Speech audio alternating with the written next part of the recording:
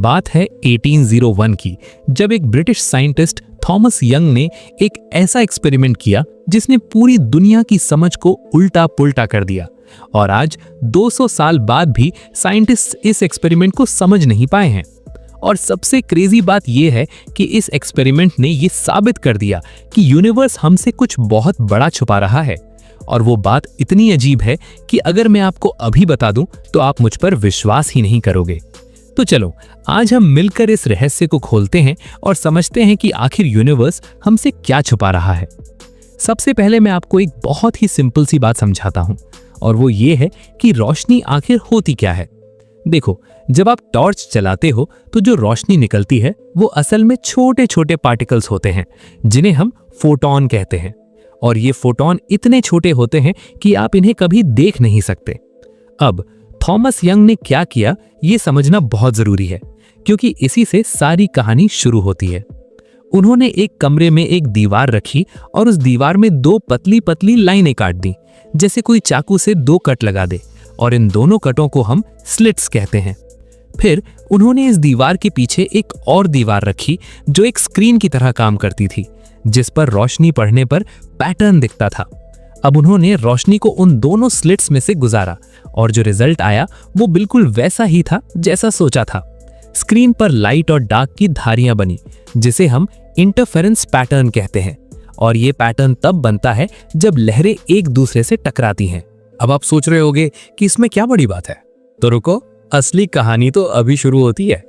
जब साइंटिस्ट्स ने यही एक्सपेरिमेंट दोबारा किया, लेकिन इस बार उन्होंने एक टाइम पर सिर्फ एक फोटॉन छोड़ा, मतलब एक बार में सिर्फ एक ही पार्टिकल जाएगा स्लिट में से। अब लॉजिक ये कहता है कि एक पार्टिकल या तो लेफ्ट वाली स्लिट से जाएगा या राइट वाली स्लिट से जाएगा, दोनों से एक साथ तो जा नहीं सकता क्योंकि वो एक है, दो नहीं। तो अगर एक पार्टिकल एक स्लिट से जाता है तो स्क्रीन पर सिर्फ दो लाइनें बननी चाहिए, एक लेफ्ट स्लिट के सामने और एक राइट स्लिट के सामने। मगर जो हुआ वो देखकर साइंटिस्ट्स की आंखें फटी की फटी रह गई। स्क्रीन पर फिर से वही इंटरफेरेंस पैटर्न बना जो लहरों के टकराने से बनता है। इसका मतलब यह है कि एक अकेला पार्टिकल किसी तरह दोनों स्लिट से एक साथ गुजर गया और खुद से ही टकरा गया। अब जरा ये सोचो कि एक चीज एक ही टाइम पर दो जगह कैसे हो सकती है। ये तो बिल्कुल पागलपन लग रहा है ना। मगर रुको, क्योंकि अभी तो सबसे क्रेजी पार्ट आना बाकी है। साइंटिस्ट्स ने सोचा कि चलो देखते हैं कि ये पार्टिकल असल में किस स्लिट से जा रहा है। तो उन्होंने स्लिट्स के पास एक डिटेक्टर लगा दिया जो देखेगा कि पार्टिकल कहां से जा रहा है। और जैसे ही उन्होंने देखना शुरू किया, कुछ ऐसा हुआ जिसने पूरी फिजिक्स की दुनिया को हिलाकर रख दिया।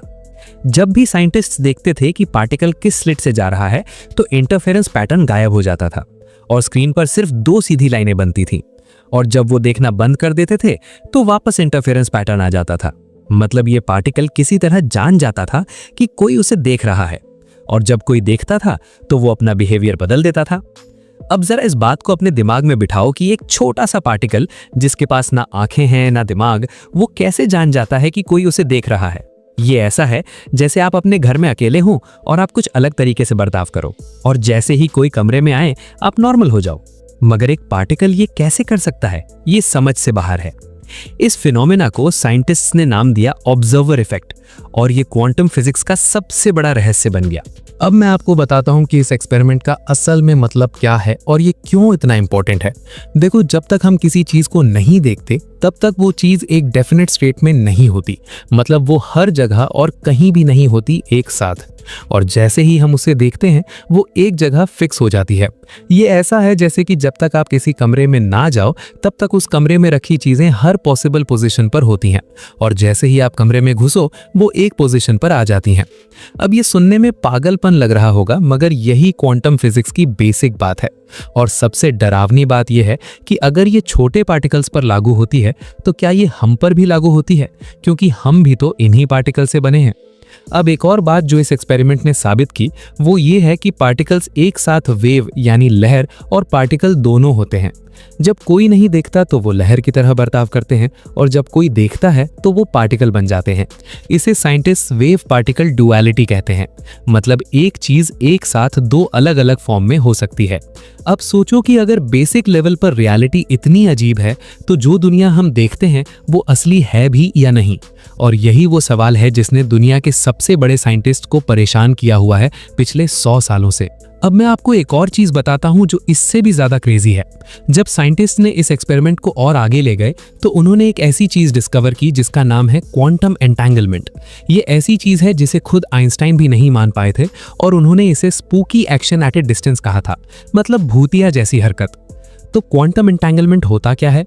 चलो इसे सिंपल तरीके से समझते हैं। मान लो आपके पास दो पार्टिकल्स हैं जो एक साथ पैदा हुए हैं और इन दोनों का एक खास कनेक्शन है।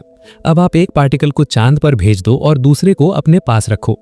अब जब आप अपने पास वाले पार्टिकल को देखोगे और उसकी कोई प्रॉपर्टी पता करोगे तो उसी सेकंड चांद पर गया हुआ पार्टिकल भी अपनी प्रॉपर्टी फिक्स कर लेगा, और ये इंस्टेंट होता है, मतलब एक सेकंड की देरी भी नहीं। अब प्रॉब्लम यह है कि आइंस्टाइन ने बताया था कि कुछ भी लाइट की स्पीड से ज्यादा तेज ट्रैवल नहीं कर सकता, मगर ये इंफॉर्मेशन तो इंस्टेंटली ट्रांसफर हो रही है, मतलब लाइट की स्पीड से भी तेज। तो क्या आइंस्टाइन गलत थे या फिर कुछ और ही हो रहा है जो हम समझ नहीं पा रहे? साइंटिस्ट आज भी इस बात पर रिसर्च कर रहे हैं और कोई पक्का जवाब नहीं है। अब एक और मजेदार बात बताता हूं। कुछ साइंटिस्ट का मानना है कि ये सब इसलिए हो रहा है क्योंकि हम एक सिमुलेशन में जी रहे हैं। जैसे वीडियो गेम में जब तक आप किसी एरिया में नहीं जाते तब तक वो एरिया लोड नहीं होता, ठीक वैसे ही यूनिवर्स भी काम कर रहा है।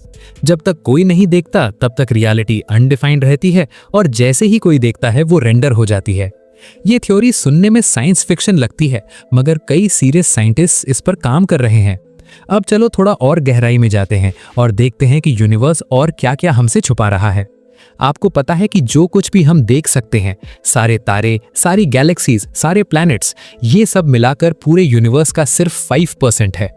हाँ, आपने सही सुना, सिर्फ 5%।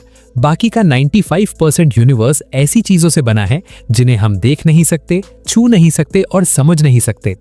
इसमें से 27% है डार्क मैटर और 68% है डार्क एनर्जी। अब डार्क मैटर क्या है, ये जानना बहुत जरूरी है। देखो, जब साइंटिस्ट्स ने गैलेक्सीज को घूमते हुए देखा तो उन्हें कुछ अजीब लगा। गैलेक्सीज इतनी तेजी से घूम रही थी कि जितने तारे उनमें हैं उनकी ग्रेविटी से वो बिखर जानी चाहिए थी, मगर वो बिखर नहीं रही थी। मतलब कोई ऐसी चीज है जो उन्हें एक साथ बांध कर रखी हुई है, मगर वो दिखती नहीं है। इसी अदृश्य चीज को साइंटिस्ट्स ने नाम दिया डार्क मैटर।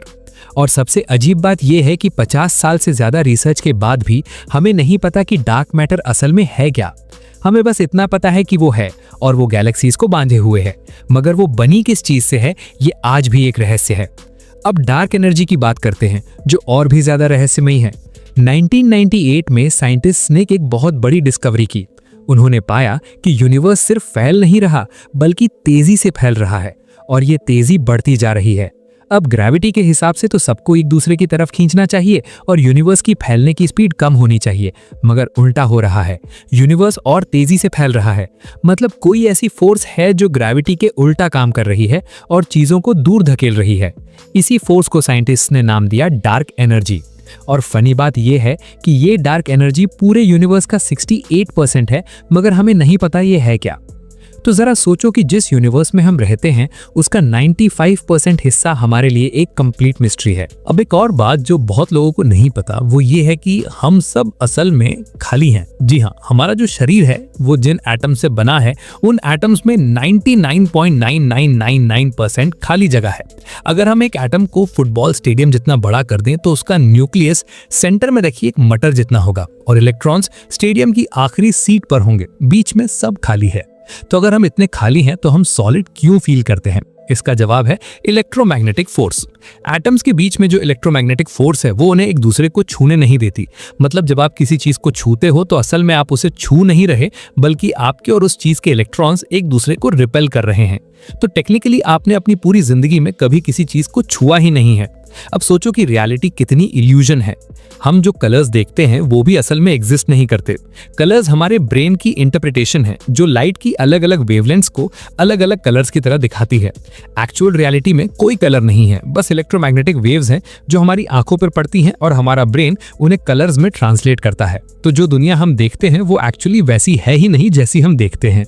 अब एक और एक्सपेरिमेंट है जो और भी ज्यादा माइंड ब्लोइंग है और इसका नाम है डिलेड चॉइस क्वांटम इरेजर। ये एक्सपेरिमेंट डबल स्लिट एक्सपेरिमेंट का एडवांस्ड वर्जन है और इसने तो टाइम की पूरी कॉन्सेप्ट को ही क्वेश्चन में डाल दिया। इस एक्सपेरिमेंट में साइंटिस्ट्स ने पाया कि फ्यूचर में लिया गया डिसीजन पास्ट को चेंज कर सकता है। जी हाँ, आपने सही सुना। इस एक्सपेरिमेंट में पार्टिकल पहले ट्रैवल करता है और बाद में डिसाइड होता है कि उसे ऑब्जर्व करना है या नहीं। और अमेजिंग बात यह है कि बाद में लिया गया डिसीजन पहले के रिजल्ट को चेंज कर देता है, मतलब फ्यूचर पास्ट को अफेक्ट कर रहा है।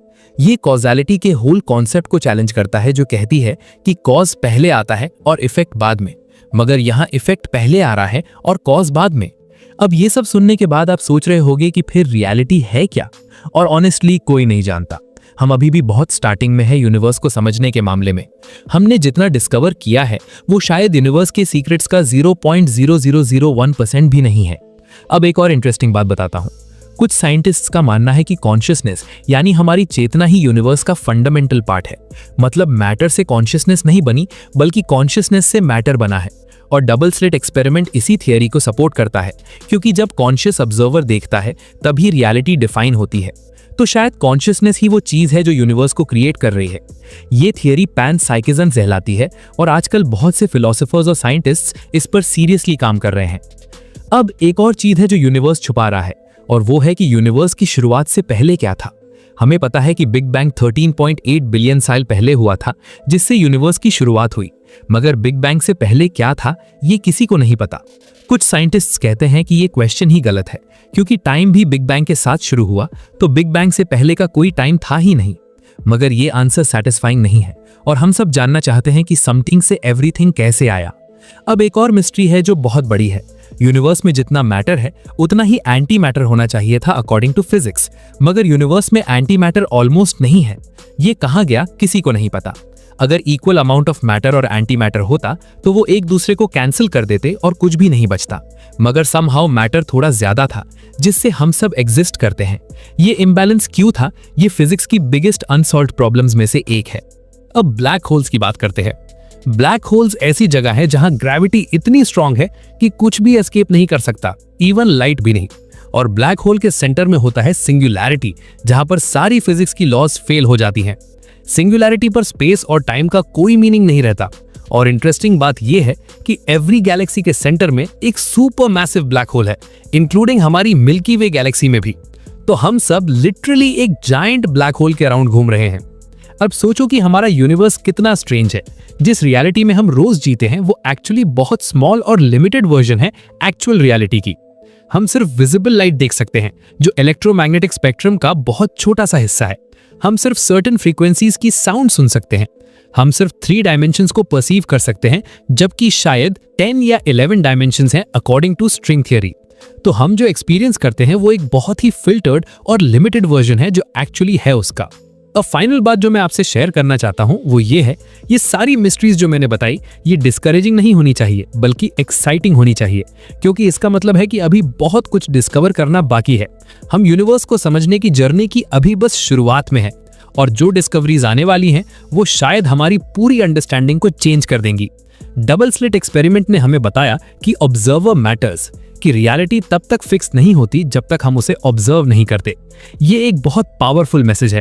शायद हम सिर्फ पैसिव ऑब्जर्वर्स नहीं हैं बल्कि एक्टिव पार्टिसिपेंट्स हैं इस यूनिवर्स में।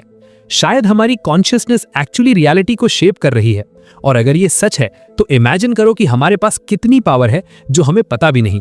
यूनिवर्स डेफिनेटली हमसे बहुत कुछ छुपा रहा है, मगर स्लोली वो सीक्रेट्स रिवील हो रहे हैं, और जो भी ट्रूथ है वो डेफिनेटली हमारी इमेजिनेशन से भी ज्यादा अमेजिंग होगी।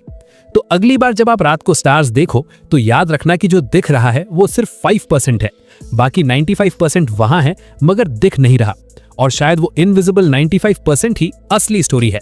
यूनिवर्स एक जायंट मिस्ट्री है और हम सब उस मिस्ट्री का हिस्सा है, और यही चीज इस जर्नी को इतना एक्साइटिंग बनाती है।